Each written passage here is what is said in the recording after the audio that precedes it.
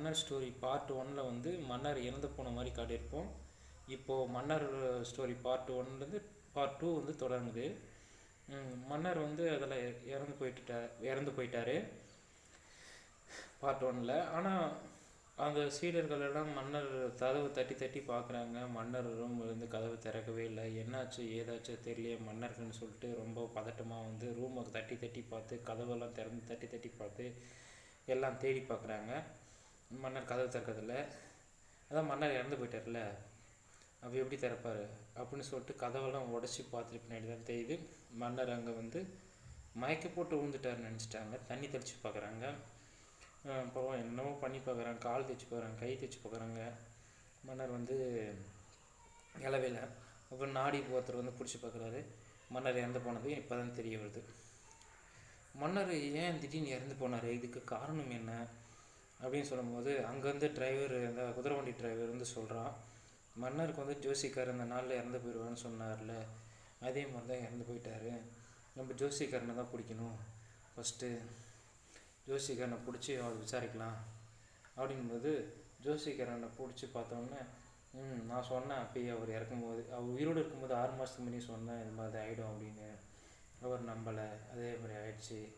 அவரோட ஆயுள் காலம் முடிஞ்சது, அதனால் அவர் இறந்து போயிட்டார் அப்படின்றாங்க.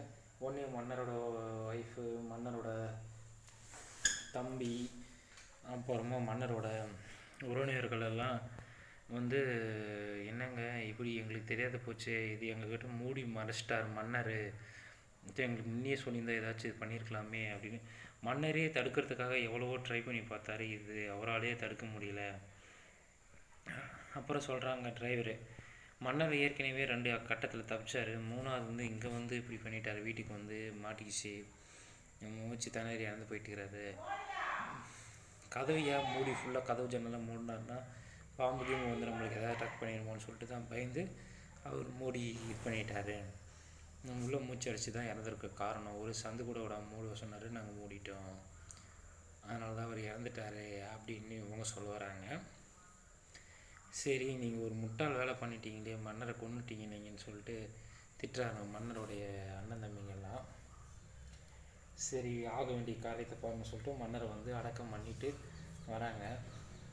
அப்போ ஜோசிக்காரன்ட்ட வந்து கேட்குறாங்க, உங்கள் எல்லோரும் ஜாதகத்தையும் கொடுங்க, உங்கள் டைம்லாம் எப்படி இருக்குன்னு பார்க்கலான்னு சொன்னதுக்கு அவங்க என்னன்ட்டாங்க, எங்கள் மரணம் எப்போ நடக்குமோ நடக்கட்டும், நாங்கள் முன்னாடி தெரிஞ்சிக்க வேண்டிய அவசியம் இல்லை, தெரிஞ்சு நாங்கள் பயப்படுறதை விட தெரியாமல் திடீர்னே சாகட்டும்.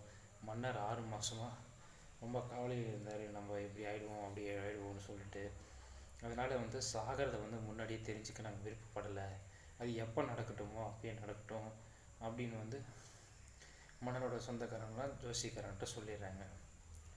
சரி அப்புறம் ஜோசிக்காரன் அனுப்பிச்சிடுறாங்க, போயிடுறாங்க. அப்புறம் மன்னருடைய இறந்து போன மன்னருடைய மகனை வந்து மன்னராக்கி விட்டுறாங்க. அவன் சின்ன பையன்தான், இருந்தாலும் வந்து அவன் தானே மன்னர் இதை ஆட்சி பண்ணணும்னு சொல்லிட்டு அவனை வந்து மன்னர் ஆட்சியில் உட்கார வச்சு மன்னர் ஆக்கிடுறாங்க. ஆனால் கல்யாணம் ஆகாத மன்னர், சின்ன பையன்தான் அவன். மன்னர் வந்து மன்னர் இறந்து போன சோகத்தை வந்து நினச்சி ஒரு துர்கா மரணம் இதை வந்து ஒரு விழா நடத்துகிறாங்க.